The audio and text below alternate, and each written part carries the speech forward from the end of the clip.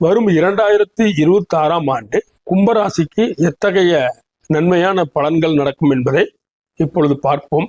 கும்பராசி காலபுருஷனுக்கு 11ஆம் ராசி கும்பமாகும். பொதுவா இவங்களுக்கு லாப நோக்கத்திலேயே இவங்க இருப்பாங்க. இவங்க எத்தகைய ஆள், இவங்களோட கேரக்டர் என்னன்ட்டு யாராலையும் கண்டுபிடிக்கிறது கொஞ்சம் கஷ்டம். ஏன்னா கும்பராசினோட சின்னம் கும்பமாகும்.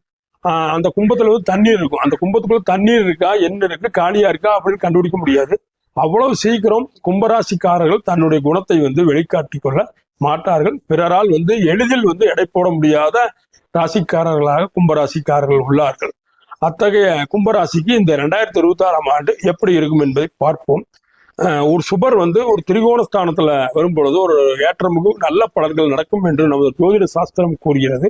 அந்த அடிப்படையில் கும்பராசிக்கு திரிகோணஸ்தானமான 5ஆம் இடத்தில் குரு வருவது மிக அருமையான ஆண்டாக இந்த 2026ஆம் ஆண்டு கும்பராசி நண்பர்களுக்கு மிகச்சிறந்த ஆண்டாக அமையும். 5ஆம் இடம் குறிப்பிடும் அபிலாசைகள் நிறைவேறும். வெகு நாட்களாக குழந்தை இல்லாதவர்களுக்கு குழந்தை பாக்கியம் உண்டு. மனதை அரித்து கொண்டிருந்த பிரச்சனைகள் தீரும். வெளிநாட்டு வாய்ப்புகள், வெளிநாடு யோகம் உண்டு.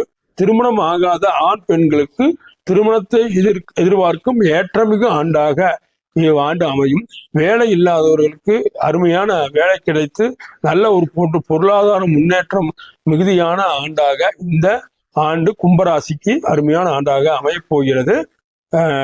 சதவீத அடிப்படையில் பார்க்கும் பொழுது கும்பராசிக்கு ஒரு 95% நற்பலன்கள் நடக்கும் என்று நாம் கூறலாம்.